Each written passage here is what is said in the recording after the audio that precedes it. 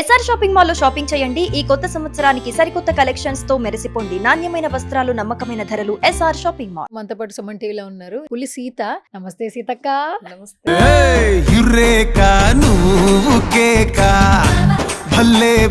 Digital వాళ్ళకి ఎంత close, మా సుమన్ టీవీకి కూడా అదే క్లోజ్. రియాలిటీ చూస్తూ ఉంటే భయంగా ఇప్పుడు జనరేషన్ చూస్తే ఎప్పుడు ఏ పండగ వస్తుంది, ఏ కాలాలు మారుతున్నాయి, శీతాకాలం, వేసవి కాలం, ఇవి కూడా కొన్ని తెలియదు.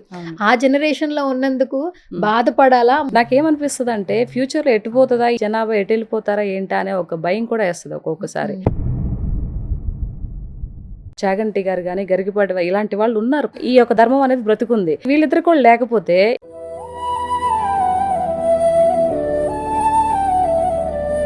సనాతన ధర్మం గురించి పవన్ కళ్యాణ్ గారు చెప్పిన తర్వాతే చాలా మందికి తెలిసింది.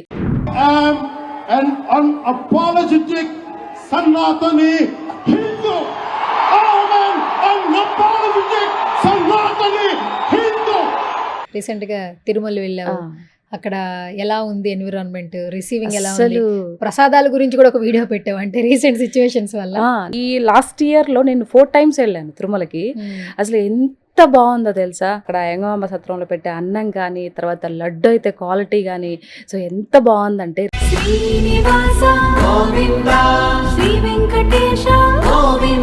అలిపిరి మెట్ల దగ్గర నుంచి వెళ్ళేటప్పుడు తక్షణ ఉపశమనం కోసం ఫస్ట్ ఎయిడ్ సెంటర్లు కూడా ఏర్పాటు చేశారంట. బిఆర్ నాయుడు గారి సరికి నిజంగా నా కృతజ్ఞత తెలియజేస్తున్నాను రా.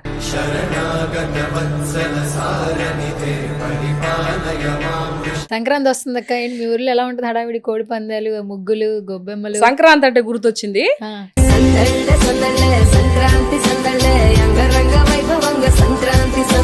మన శివశంకర్ వరప్రసాద్ మూవీ మంచిగా ట్రైలర్ చూసా.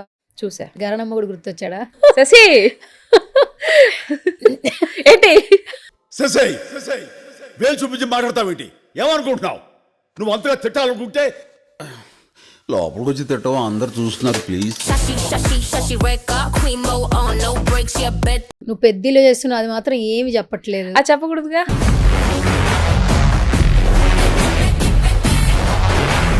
రామ్ చరణ్ గారు ఎప్పుడెప్పుడు ఏ లుక్ బయటకు వస్తుందా అని అందరూ ఈగర్గా వెయిట్ చేస్తున్నారు బయట. మరి అంతే, కొంచెం చిరు లీక్స్ లాగా, చిన్న లీక్స్. అమ్మో, మా బుజ్జిబాబు సార్ ఇక నేలకేసి కొట్టేస్తారు మైకిల్ని.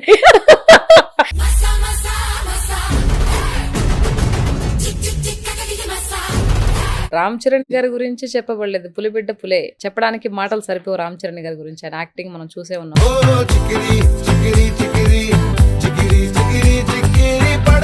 అస్సలు ఎంత మంచి పర్సన్ అంటే బాలయ్య బాబు సారు. బాలయ్య బాబు సార్తో ఆయనతో నేను మాట్లాడాను, ఆయన దగ్గర కూర్చున్నాను, ఆయనతో మాట్లాడాను. ఎంత మంచి పర్సన్ తెలుసా Balayya Babu sir. Speechless.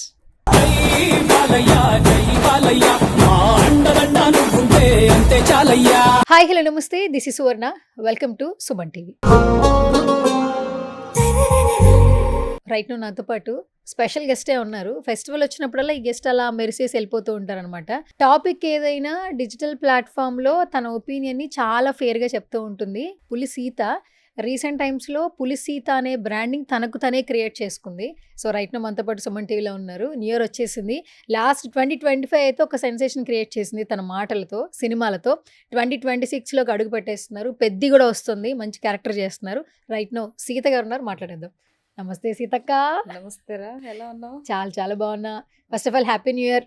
Thank you రా, సేమ్ టు యూ. ఎందుకంటే 2025 ఒక సెన్సేషన్ లాగా నీ మాటలతో వైబ్రేషన్ క్రియేట్ చేసేసావు.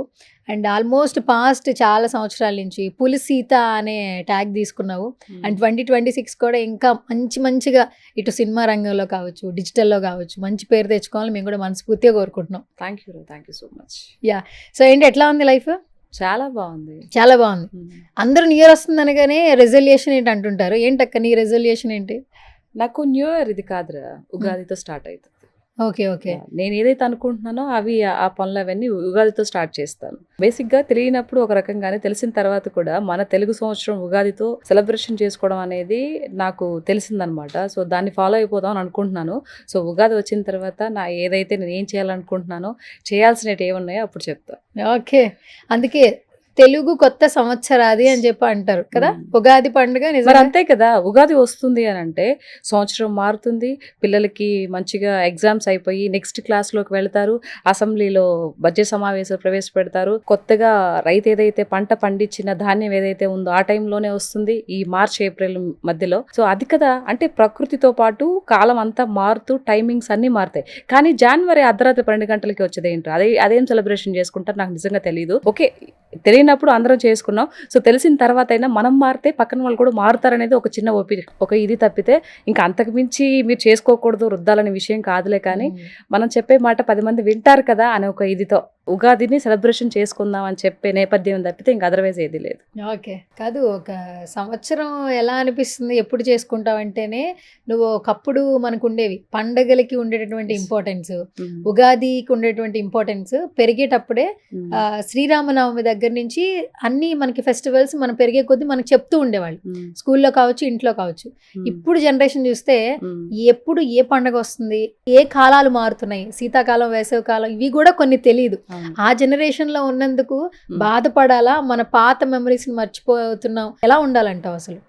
ఎలా ఉండాలంటే ఇప్పుడు ఉండే ఈ యొక్క ఈ ప్రజెంట్ ఏదైతే ఉందో ఇదిలో అందరూ కాలమానాలని మర్చిపోతున్నారు, పండగలను మర్చిపోతున్నారు, ఎవరిష్టం వచ్చినప్పుడు ఈవెన్ బర్త్డే ఫంక్షన్ కూడా ఒక పండగలాగా సెలబ్రేషన్ చేసుకుంటున్నారు. సో అలాంటప్పుడు మనకి ఒరిజినల్గా ఏదో వచ్చే పండగలు ఏవైతే ఉన్నాయో అవి చేసుకోవడం మానేశారు. కొత్తగా పుట్టుకొచ్చే పండగలు కూడా ఈ మధ్య మనం చూస్తున్నాము. నాకేమనిపిస్తుంది అంటే ఫ్యూచర్లో ఎటుపోతుందా, ఈ జనాభా ఎటు వెళ్ళిపోతారా ఏంటా అనే ఒక భయం కూడా వేస్తుంది ఒక్కొక్కసారి. ఏంటంటే ప్రతి ఒక్కరు ఏమైపోతున్నారంటే ఏమన్నా మాట్లాడితే నీకెందుకు, నా ఇష్టం, నా డబ్బులు, నాకు ఇష్టం వచ్చినట్టు నేను ఉంటాను, మాట్లాడడానికి నువ్వెవరు, హూ ఆర్ యూ టెల్ అనేసి మాట్లాడతారు. అలాంటి సొసైటీలో మనం ఉన్నాం కాబట్టి ఏం కదిలిస్తాను చెప్పు. ఇప్పుడు మనకి ఎట్లో మనం చేసుకున్న అదృష్టం ఏంటంటే కొంతమంది ఏదైతే మంచి మాటలు వినాలనుకునే వాళ్ళకి చాగంటి గారు కానీ గరికపాటి ఇలాంటి వాళ్ళు ఉన్నారు, ప్రవచనాలు చెప్తూ ఉన్నారు కాబట్టి ఇంకా కొంతమంది బ్రతికునడం అంటే ఈ యొక్క ధర్మం అనేది బ్రతికుంది. వీళ్ళిద్దరు కూడా లేకపోతే ఇంకేం ఉండదు, మొత్తం ఎవరికి నచ్చినట్టు ప్రతిరోజు పండగే. చాగంటి కోటేశ్వరరావు గారి ప్రవచనాలు చాలా మంది ఫాలో అవుతున్నారు అక్క, ఎందుకంటే ఇన్స్టాగ్రామ్ లో ఎక్కువగా వైరల్ అవుతున్నాయి. గరికపాటి గారు ఇద్దరు నిజంగా వీళ్ళు కూడా ఆ దేవుడు అంశతో పుట్టిన వాళ్ళ నాకు అనిపిస్తుంది. అట్లా ఎక్కువగా ఏం ఇష్టం మాకైతే గరికపాటి గారు భార్యాభర్తల మధ్యన ఉన్నటువంటి సంబంధం గురించి కావచ్చు, లైఫ్ లాంగ్ లీడ్ చేసి ఒక పర్సన్ ఎంత రెస్పెక్ట్ చేయాలో చెప్తున్నప్పుడు నిజంగా ఏ జనరేషన్ ఉన్న వాళ్ళైనా సరే వినాలి అనిపిస్తూ ఉంటుంది. నాకు ఆయన మాటలు చాలా బాగా నచ్చుతాయి, బాగా వింటాను కూడా. అండ్ పురాణాల గురించి, మన చరిత్ర గురించి చాగంటి వారు చెప్తారు. నాకు ఆయన ప్రతిరోజు నేను వెంకటేశ్వర స్వామి గురించి చెప్పిన ఏదైతే కొన్ని మాటలు అయితే ఉన్నాయో అవి కూడా నేను చాలా బాగా వింటాను అనమాట. వినంగానే నాకు మంచిగా బాగా అనిపిస్తుంది. నాకు నా ఇష్టదైవం మీకు చెప్పాను ఆల్రెడీ, వెంకటేశ్వర స్వామి అని. అప్పుడు జరిగినటువంటి యథార్థ ఘటనలు అంటే స్వామివారు ఫస్ట్ శిలగా వెలిసినప్పటి నుంచి ఎంత అద్భుతాలు జరిగాయి అవన్నీ చెప్తూ ఉంటారు. తిరుమల క్షేత్రం గురించి అవన్నీ బాగా నచ్చుతాయి నాకు. నాట్ ఓన్లీ తిరుమల, అన్ని చెప్తూ ఉంటారు ఆయన. ఇది అరుణాచలం గురించి కానీ అన్ని టెంపుల్, అన్ని దేవుళ్ళ గురించి ఆయన చెప్తూ ఉంటారు. నాకు నచ్చుతుంది. ఒక్కటే ఏంటంటే చాలా మంది హిందువులు చులకనగా చేసి మాట్లాడతారు. మీరు ఉండేది హిందువులు, ఒక దేవుడు అయితే 10 రకాలుగా అంత ఆ దేవుడు అని, ఆ పోచమ్మని, ఎల్లమ్మని మొక్కుతూ ఉంటారు, పిచ్చా మీకు అని అంటారు.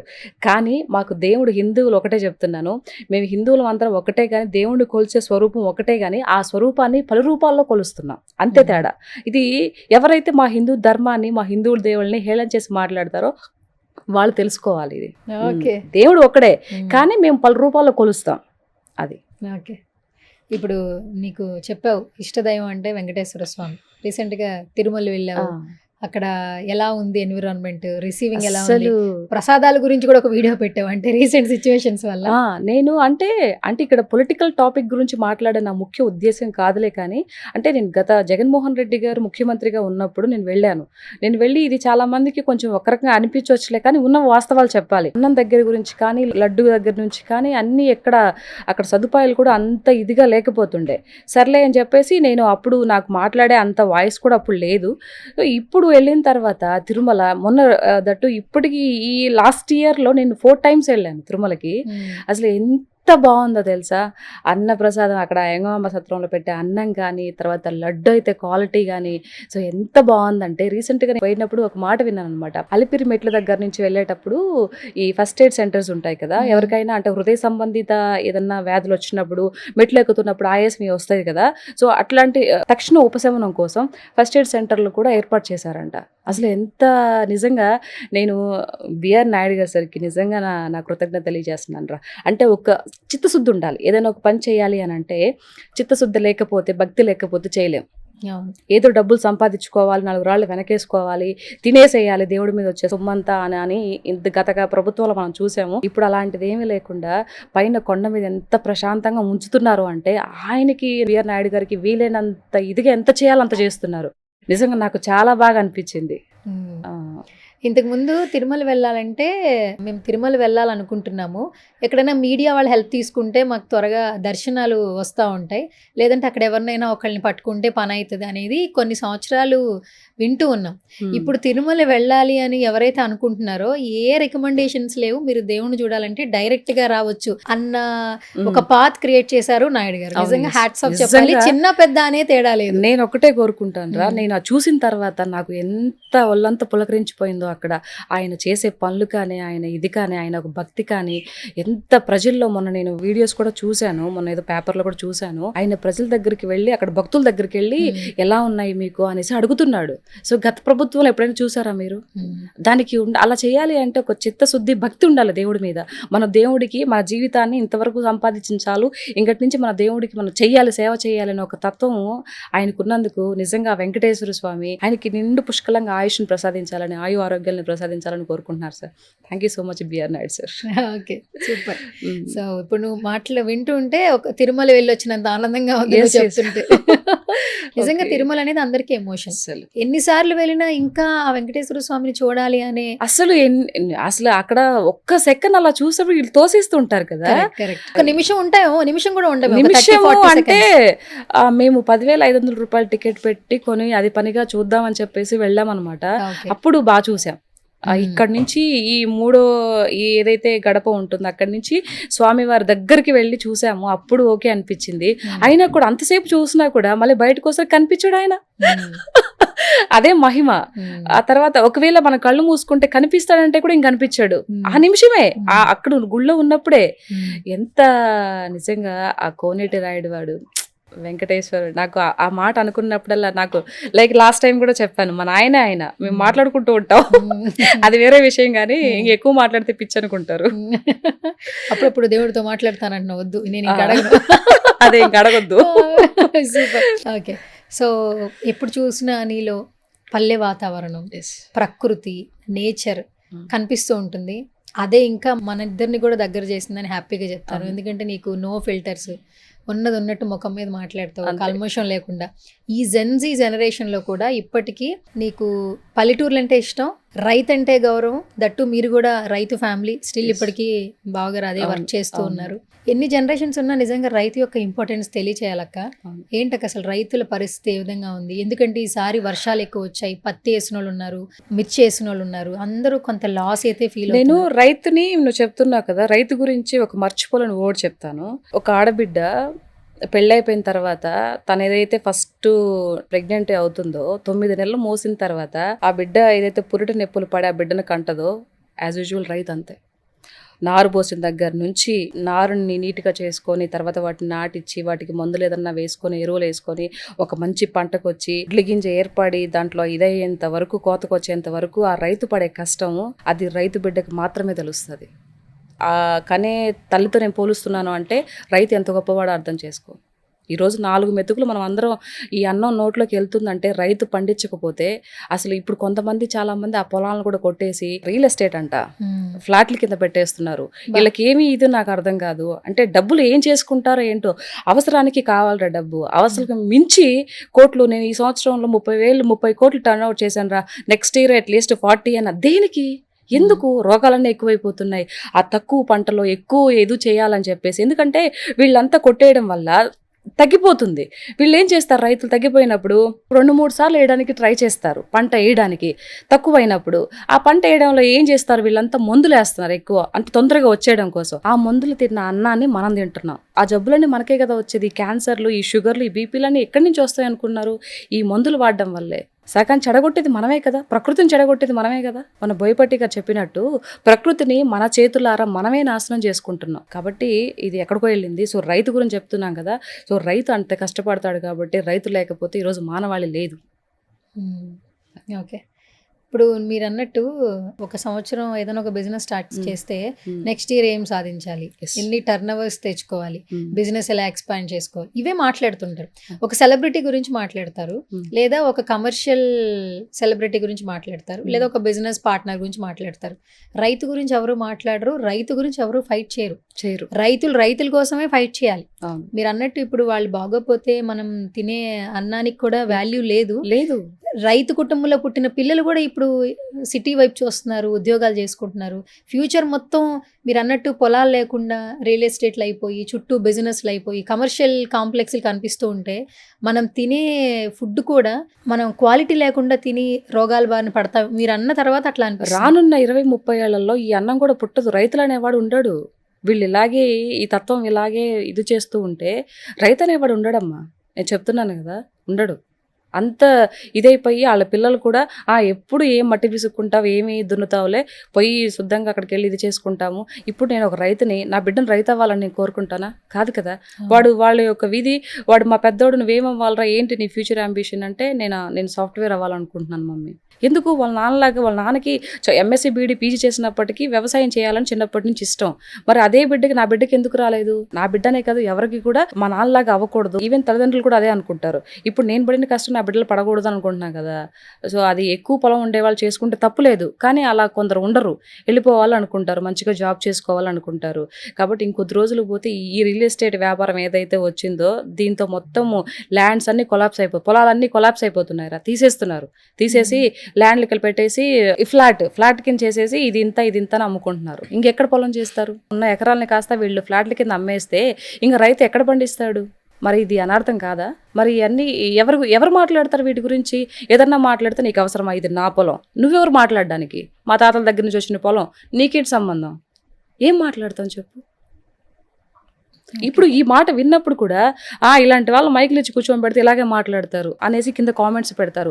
ఒక్కసారి ఒక క్షణం ఆలోచించాలి కదా. అంటే ఇది లేదు, నాకే ఇంత తెలివితేటలు ఉంటే మీరు బాగా ఇది చేసిన వాళ్ళు, పెద్ద వాళ్ళు, మరి మీకెంత ఆలోచన ఉండాలి? నీ బిడ్డకు పుట్టిన బిడ్డకు కూడా నువ్వే సంపాదించి పెట్టాలంటే వాడు అవలగడా? వాడికి చేత కదా? వాడు చేయలేడా? వాడు సంపాదించుకోలేడా?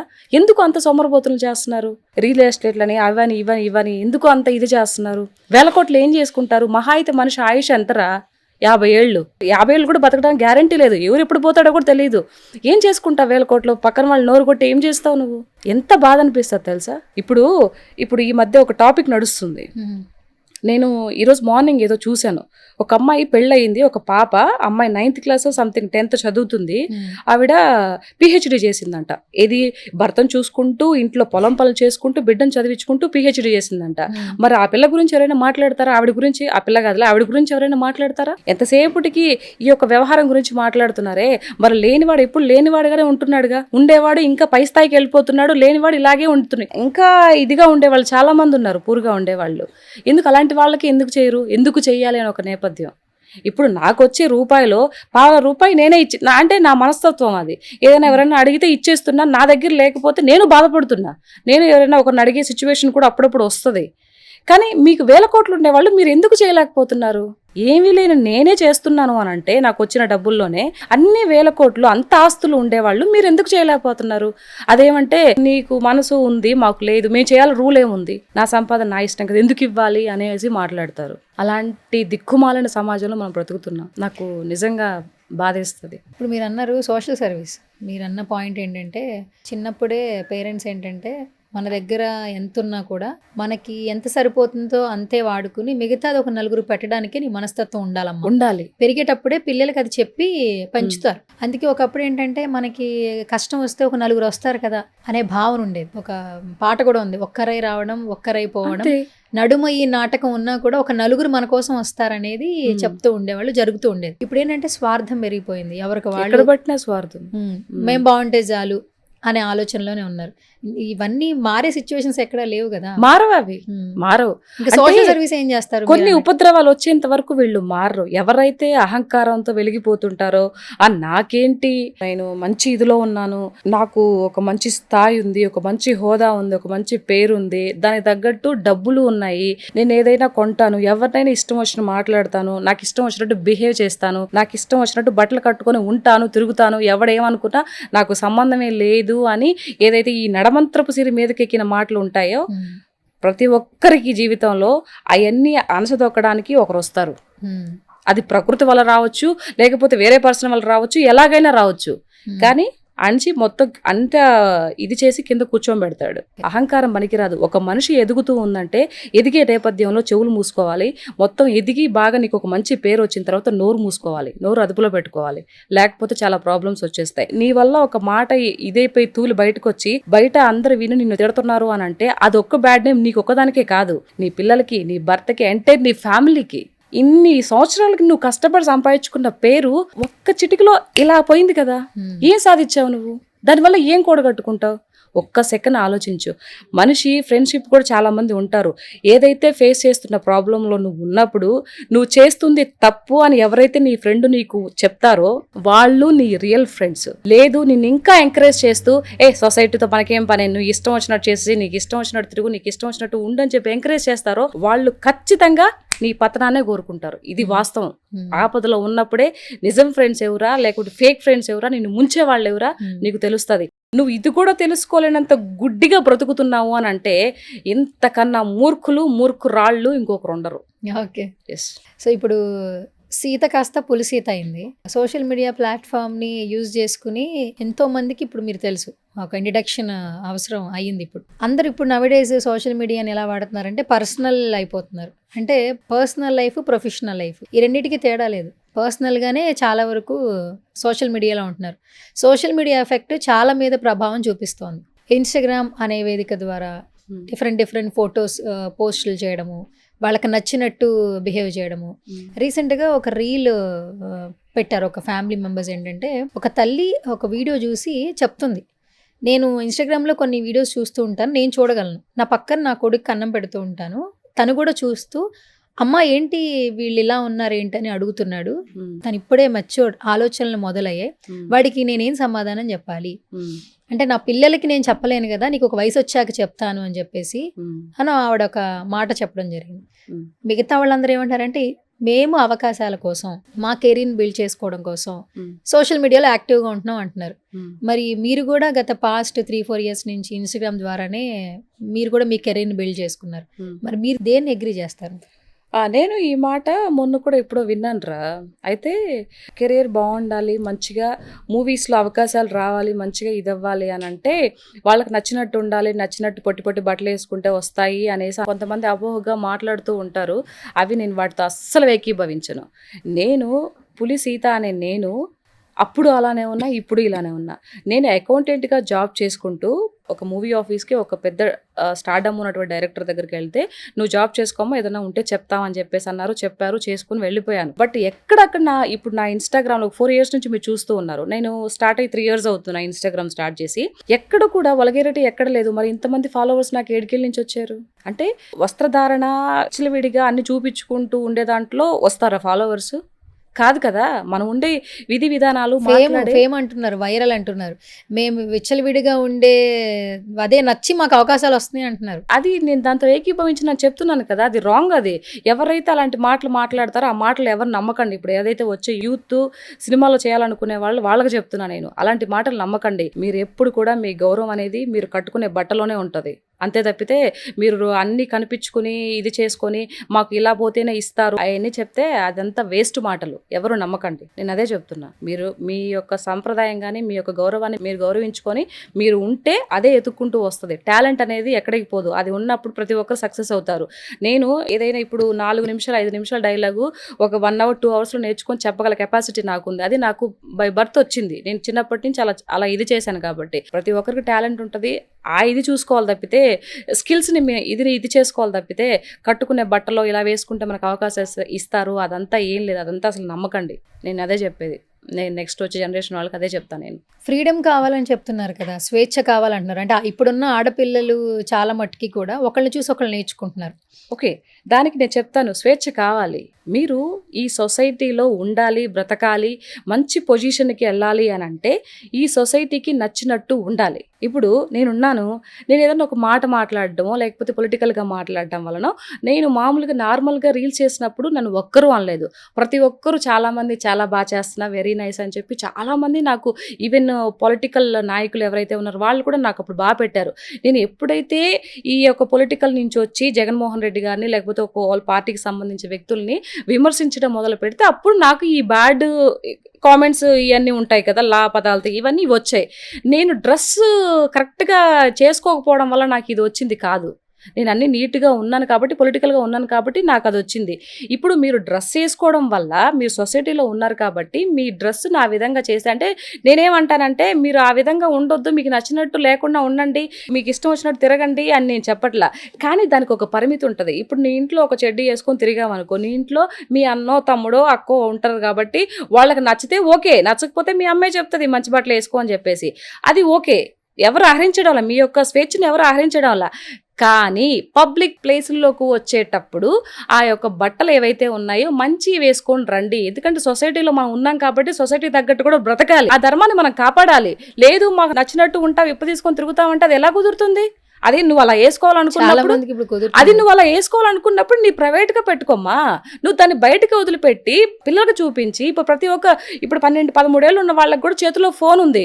సో మొత్తం ప్రపంచం మొత్తం ఫోన్లో ఉన్నప్పుడు వాడు చూస్తాడు కదా, వాడు చూసి అబ్బాయి ఎంత బాగుంది, నిన్నేం చేయలేడు. అది వాడు ఊహించుకొని పక్కన వాళ్ళ మీద ప్రతాపం చూపిస్తున్నాడు కదా. మరి ఇప్పుడు చాలా చూస్తున్నాం మనం, ఏవైతే రేపులని ఇవన్నీ చూస్తున్నాం. మరి ఎందుకు ఛాన్స్ ఇవ్వాలి? అంటే నా వల్లే వస్తుందా, నేను వేసుకోవడం వల్ల వస్తుందని మీరు ప్రశ్నిస్తే అది ఇంతకన్నా మూర్ఖత్వం ఇంకోటి ఉండదు అని నిన్ను అనట్లా. నువ్వు వేసుకున్నావు కాబట్టి నేను అనట్లా. కానీ నువ్వు ఆ బట్టల వల్ల చూడడం వల్ల, నువ్వు పబ్లిక్లో పెట్టడం వల్ల వాళ్ళకి కొన్ని ప్రేరేపిస్తుంటాయి. ఇప్పుడు ఎదిగే పిల్లలు ఉంటారు కదా, మగపిల్లలు, వాళ్ళకి ప్రేరేపిస్తున్నాయని చెప్తున్నా. దాన్ని నువ్వు ఆలోచించకుండా దాన్ని ఎందుకు ఇంకా నువ్వు ఇది చేసి ఇంకా నేను ఇట్లే ఉంటానని చెప్పేసి ముందుకెళ్ళడం పోవడం, నీకు వచ్చిన లాభం ఏంటి నాకు అర్థం కావట్లేదు. స్వేచ్ఛని ఎవరు హరించడం వల్ల. కానీ మీరు పబ్లిక్లో తిరగాలనుకున్నప్పుడు, పబ్లిక్లో ఉన్నప్పుడు ధర్మానికి కట్టుబడి ఉండండి, పబ్లిక్ కూడా వాల్యూ ఇవ్వాలి. ఎవరు చెప్పినా వినాలి, మంచి మాట ఎవరు చెప్పినా వినాలి. మేము వినము అది అనుకుంటే ఇంక పైన ఆయన భగవంతుడు దిగి వస్తాడు. అప్పుడు 2 పీకితే కింద పడినప్పుడు అర్థమవుతుంది, అర్రే ఆ రోజు ఇంతమంది చెప్పారు అర్థం చేసుకోలేదు నిజంగా షట్ అని బాధపడాల్సి వస్తుంది. ఎందుకు? ఈ కాలం కలియుగం అంటున్నారు, త్వరగానే కర్మ బ్యాక్ అంటున్నారు. ఎక్కడ ఏం కనిపించట్లేదు. ఎందుకంటే రోజు రోజుకి చూసే సిచ్యువేషన్స్ చూస్తుంటే చెడుకి అట్రాక్ట్ అయ్యే సిచ్యువేషన్స్ ఎక్కువ ఉన్నాయి. మంచికి ఎవరు, ఇప్పుడు మీరు అంటున్నారు, కొంతమంది మీరు అంటారు స్వేచ్ఛ తీసుకోండి, అది ఓవర్ అవ్వద్దు అంటున్నారు. చాలా మంది ఏమంటున్నారంటే మీకేం నొప్పి, వాళ్ళకి నచ్చినట్టు వాళ్ళు ఉంటున్నారు, వాళ్ళ సంపాదనతో వాళ్ళు ఉంటున్నారు, వాళ్ళు స్వేచ్ఛ కోరుకుంటున్నారు అని మాట్లాడుతున్నారు. చీర కట్టుకున్నంత మాత్రాన మీరు మంచివాళ్ళ, మీరు పతివ్రతల, చీర కట్టుకోకపోతే వేరే వేసుకుంటే వాళ్ళు ఏమైనా చెడ్డవాళ్ళ అన్న మాటలకి వచ్చారు. ఎలా చూడాలి? ఇప్పుడు ఎవరైతే నువ్వు చీర కట్టుకున్నంత మాత్రాన నువ్వేమన్నా పెద్ద పతివ్రతవా లేకపోతే ఇంకేదన్నా అని చెప్పి మాట్లాడితే, ఎవడైతే ఇది మాట్లాడుతున్నాడు చూడు, అదే పర్సన్ అమ్మాయిలు కానీ పిల్లలు కానీ ఉండుంటే సరే, అమ్మాయిలు కూడా తీసుకుందాం, ముందు ఇతని గురించి మాట్లాడదాం. ఆ వ్యక్తి తన బిడ్డ ఏదైతే ఉందో ఆ బిడ్డకి స్కర్ట్ వేసేసి రోడ్డు మీద వదిలిపెడతాడేమో చూడు. అంటే మీ యొక్క ఉత్సాహం ఏంటి అంటే, పక్క అమ్మాయి మంచిగా వేసుకు రోడ్డు మీద తిరిగితే నువ్వు సపోర్ట్ చేస్తావు, అదే నీ బిడ్డ వేసుకుని తిరగాలంటే సపోర్ట్ చేయవు. ఎందుకు? దానికి సమాధానం చెప్పు ఫస్ట్, తర్వాత ఇవన్నీ మాట్లాడదాం. సరే అమ్మాయి దగ్గరికి వెళ్దాం. ఇప్పుడు అబ్బాయిది అయిపోయింది, అమ్మాయికి చెప్దాం. సరే ఇదే అమ్మాయి ఏదైతే తిరుగుతుందో, రేపు తనకు పెళ్ళైన తర్వాత తనకు బిడ్డలు పుడతారు, తనకి పిల్లలకు కూడా పెళ్ళిళ్ళు అవుతాయి. ఆ అమ్మాయికి ఆడదానికి వచ్చే కోడలు ఏదైతే ఉందో ఆ కోడల్ని కూడా అలాగే వదిలిపెడతావా? అలాగే 2 స్కర్ట్లు వేసి 2 గుడ్డ పిలికలు వేసి రోడ్డు మీద నడవమని చెప్తావా? పోనీ నీకు పుట్టే కూతురికి నడవమని చెప్తావా నువ్వు? చెప్పవు కదా. ఎందుకు అంటే పక్కన వాళ్ళు వేసుకుంటే చూసి ఆనందిస్తావు, నీ ఇంట్లో వాళ్ళు బాగుండాలి, నీ ఇంట్లో వాళ్ళు వేసుకోకూడదు. అలాంటప్పుడు నువ్వు ఏదైనా ఒక తప్పు జరుగుతుంది, ప్రపంచం మొత్తం వాదిస్తున్నారు, 2 తెలుగు రాష్ట్రాల ప్రజలు ఒక్కదానికి సపోర్ట్ చేస్తున్నప్పుడు దానికి నువ్వు సపోర్ట్ చేయాలి, తప్పని చెప్పాలి. కాకుండా అలా ఇష్టం వచ్చినట్టు వేసుకుంటావంటే నీ ఇంట్లో పిల్లలకు కూడా వేయించి తిప్పబ్బా బయటికి. నువ్వు ఎట్లా మాట్లాడతావు? అదే క్వశ్చన్ మేము నేను చేస్తున్నావు కదా, నువ్వు ఎలా మాట్లాడతావు అని. సొసైటీకి కొన్ని కట్టుబాట్లు ఉంటాయరా, వాటికి కట్టుబడి ఉండాలి కదా. ఉంటున్నారా అక్క? రైట్ నో జనరేషన్ సొసైటీకి కట్టుబడి ఉండాలనే కదా చెప్తున్నావు. ఇంత గొంతు చించుకొని చెప్తున్నా, అలా ఉండమనే చెప్తున్నా. మీరు ప్రైవేట్ గా ఇళ్లలోనో లేకపోతే ఏదన్నా ఎక్కడికన్నా వెళ్ళినప్పుడు అది ప్రైవేట్ గా పెట్టుకోండి అమ్మా, బయటకు వదలొద్దనే చెప్తున్నాం కదా.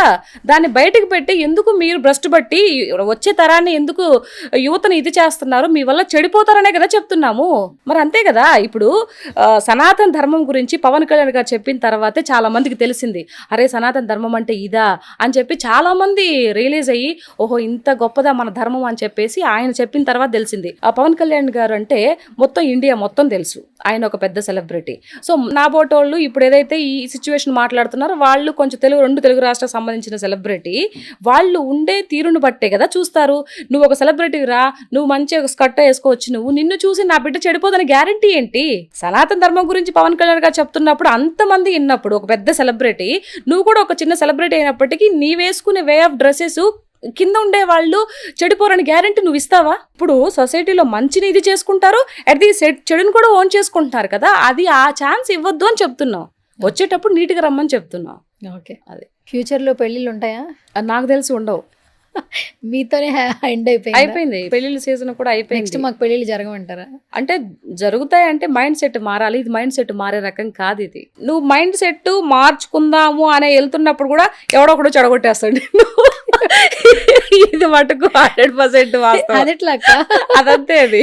అంటే చేసుకుందాం అనుకున్నా పెళ్లిళ్ళు అవ్వండి. నువ్వు చేసుకోవాలని నా లైఫ్ ఇప్పటి వరకు నేను బాగా డబ్బు సంపాదించుకున్నాను కదా, ఇక్కడ చేస్తున్నాను కదా, హ్యాపీగా ఒక మంచి అబ్బాయిని చూసేసుకొని పెళ్లి చేసేసుకొని ఒక మంచి 1-2 బిడ్డలకి మంచి జన్మనిచ్చి వాళ్ళు చూసుకోవాలనుకొని ఆలోచించుకొని రేపు పెళ్లిళ్ళ పేరకి చెప్పే టైంకి ఎవడో ఒక పంగమాలోడు వస్తాడు, అరే ఏంటి అని అంటే పెళ్లిళ్ళ సంబంధం ఎందుకురా పెళ్లి, మనకి హ్యాపీగా సోలోగా బతుకుదాం, ఆడికి పోవాలంటే ఆడికి పోదాం, ఈడికి పోవాలంటే ఈడికి పోదాం, హ్యాపీగా తిందాం తిరగదాం, పెళ్ళి అయ్యాకు ఏడున్నావే నువ్వు రా ఇంటికి, ఇంకా పోకుండా ఆ నుంచి వాచేది కొట్టించుకొని తిట్టించుకొని ఇంకా కోట్లు కనిపోయి డైవర్స్ ఇంత పేడ ఎందుకు అని చెప్తాడు.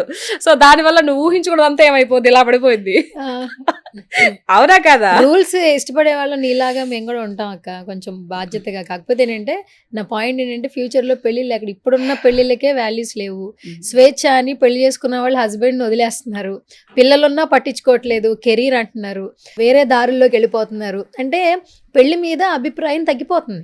ముందు జనరేషన్స్ లివ్ అండ్ రిలేషన్షిప్ అంట కొత్తగా వచ్చింది. నేను లివింగ్ అదే లివింగ్ ఏదో సంథింగ్ మాకు వాటి గురించి పెద్దగా తెలియదు. లివింగ్ లివ్ అని మనకు తెలియదు. అంటే ఇంగ్లీష్ తో పెద్ద పరిచయం లేదు. లివింగ్ రిలేషన్షిప్ అదే వాటితో ఇంకోటి వచ్చింది సిచ్యువేషనల్ షిప్. అంటే వాళ్ళు ఎప్పుడు విడిపోవాలనుకుంటే అప్పుడు విడిపోవచ్చు. ఏం లేదురా, అగ్రిమెంట్లు కూడా ఉండవు, ముందే అగ్రిమెంట్ రాసుకుంటారంట. ఇంతకాలం మనం కలిసిందాం, తర్వాత ఏం లేదు. ఏందో ఇందాక ఏ రిలేషన్షిప్ అదే ఫస్ట్ చెప్పు. లివింగ్ రిలేషన్షిప్ అంట. ఏం లేదు, ఈ అమ్మాయి ఈ అబ్బాయి ఉంటారు, అమ్మాయి కూడా ఇంతమంది ఎవరు బాయ్ ఫ్రెండ్స్ ఉంటారు, అబ్బాయి కూడా గర్ల్ ఫ్రెండ్స్ ఉంటారు, వాడికి ఏదో ప్రాబ్లం అయి ఉంటుంది, దీనికి కూడా ఏదో ప్రాబ్లం అయి ఉంటుంది, వాళ్ళిద్దరు ఒకటవుతారు. సరే మన ఇద్దరం ఉన్నాం కొద్ది రోజులు, నీకు నచ్చినట్టు నువ్వు వెళ్ళు, నాకు నచ్చినట్టు నేను వెళ్తా, ఒకవేళ బాగా ఇలాగే కంటిన్యూ అయితే పెళ్లి చేసుకుందాం, లేదంటే నీ దావ నీది నా దావ నాది. ఇదే సిచ్యువేషన్, ఇది సిచ్యువేషన్. దిక్కు షిప్లన్నీ వస్తున్నాయా ఏమోనమ్మా, కర్మ ఇట్లాంటిదే. నా బిడ్డలకు మటుకు రాకూడదు. నేను మటుకైతే చాలా క్లియర్ కట్ గా ఉంటాను, ఉండాలి. ఎందుకంటే పిల్లలకి చెప్పుకోవాలి.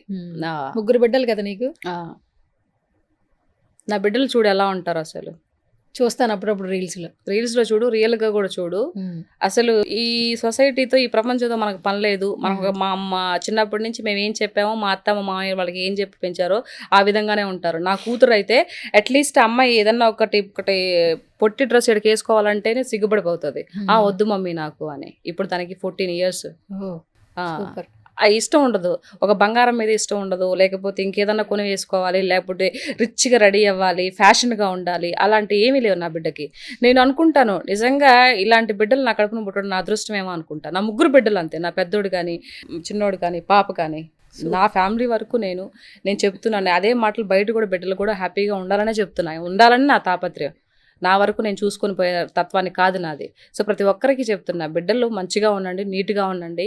ఇది మంచి నడవడిక, చదువు మార్కులు ఇవన్నీ కొట్టడం కాదు, మంచి నడవడిక ఉంటేనే మంచి బాగుంటది. ఇంకే చెప్పినా కూడా ఓ పెద్ద సోదిలాగా అనిపిస్తుంది, ఎక్కువ చెప్పినా కూడా బుర్రకెక్కదే. అందుకే అలా 2 మాట చెప్పేసి కట్ చేసేయాలి. కట్ చేసేయాలి. Okay, super. సంక్రాంతి వస్తుంది అక్క, ఏంటి మీ ఊర్లో ఎలా ఉంటుంది హడావిడి? కోడి పందాలు, ముగ్గులు, గొబ్బెమ్మలు. సంక్రాంతి అంటే గుర్తొచ్చింది, ఆ, నేను చెప్తాను, ఇది చాలా మంది పాటించాలి సుమి. రాసుకోనక్క పేపర్ రాసుకో. ఇంతకు ముందు మేము చిన్నపిల్లకాయలప్పుడు చిన్న పిల్లకాయలు చిన్నప్పుడు పిల్లకాయలు ఓకే అదేలే, మా ఊర్లో అట్లే పిలుస్తారులే కానీ మనం ఈ నుంచి మన నెల్లూరు స్లాంగ్ లోకి వెళ్ళిపోదాం. మేము చిన్నపిల్లకాయలప్పుడు ప్రతి ఒక్కరు అప్పచ్చులు, పండగకి అప్పచ్చులు ఇంకా ఒక వారం రోజులు 10 రోజులు ఉండగా స్టార్ట్ చేస్తాం.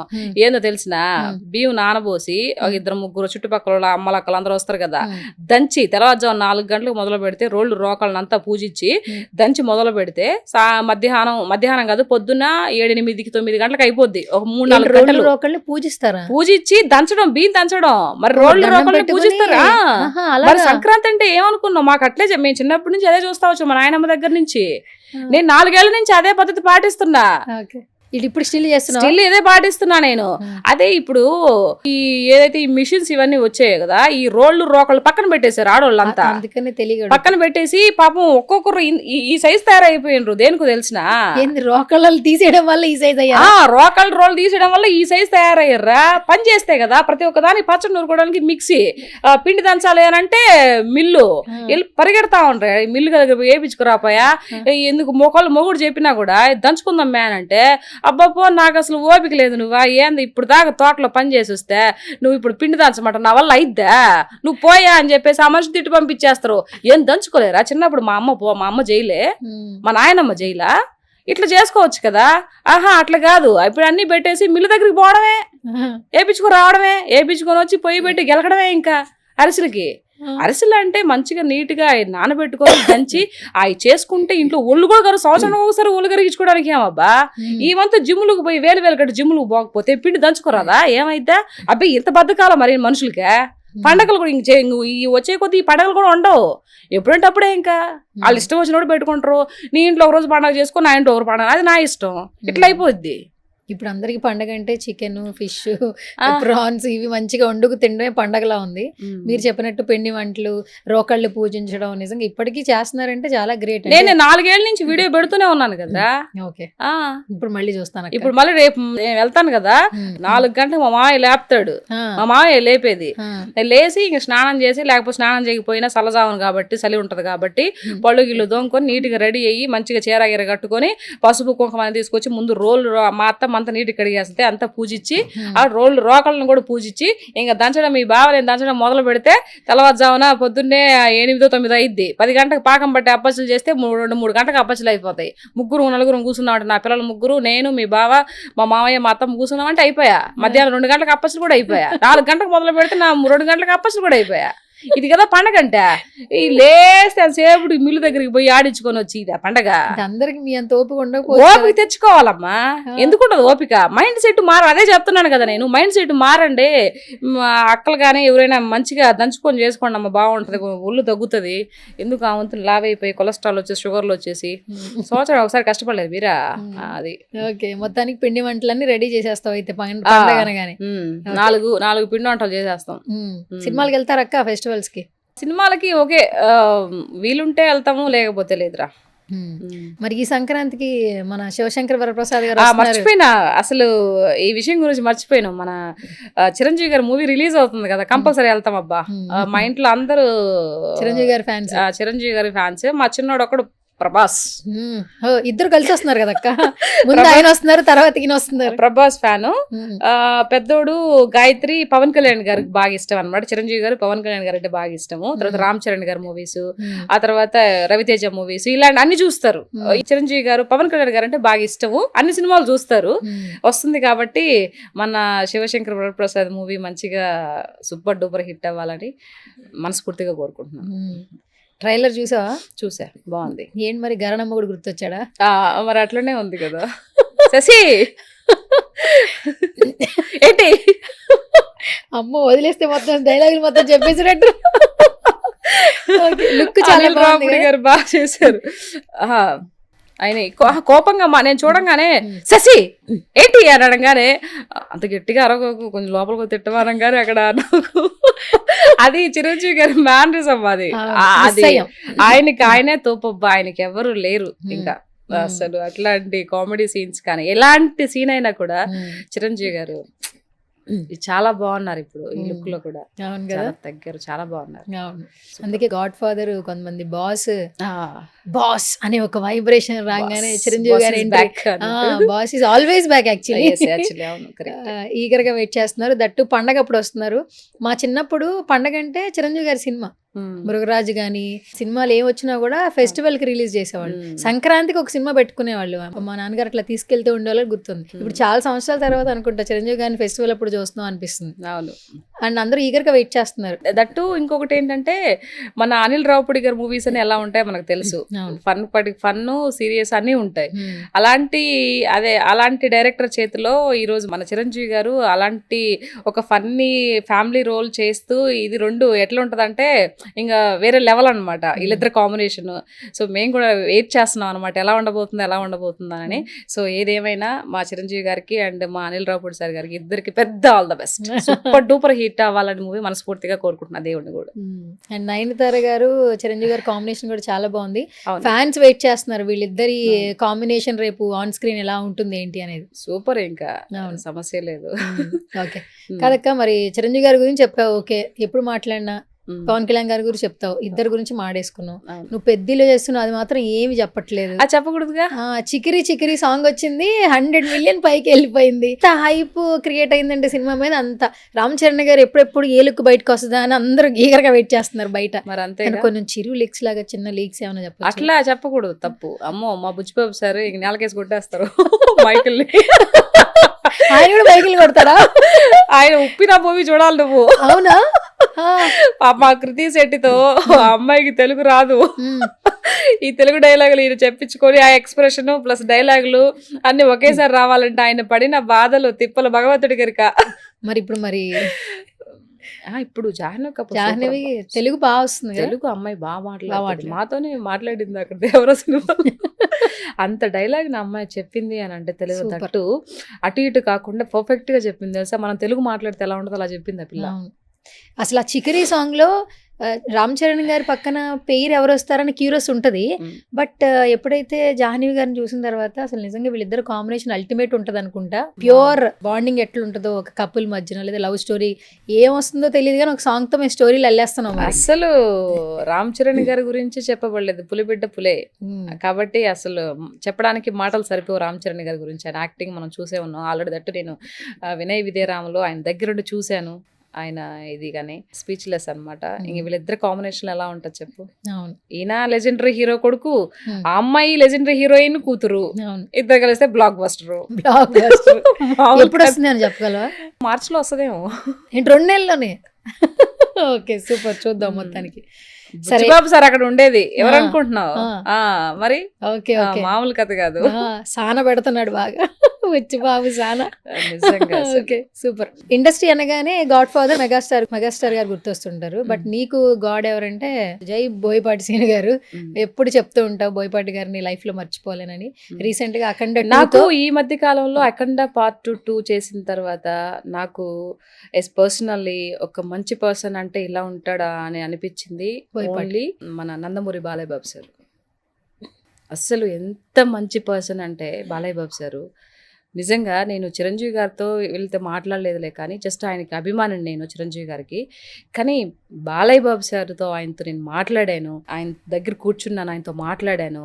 బాస్ వచ్చి ఎంత మంచి పర్సన్ తెలుసా బాలయ్య బాబు సారు.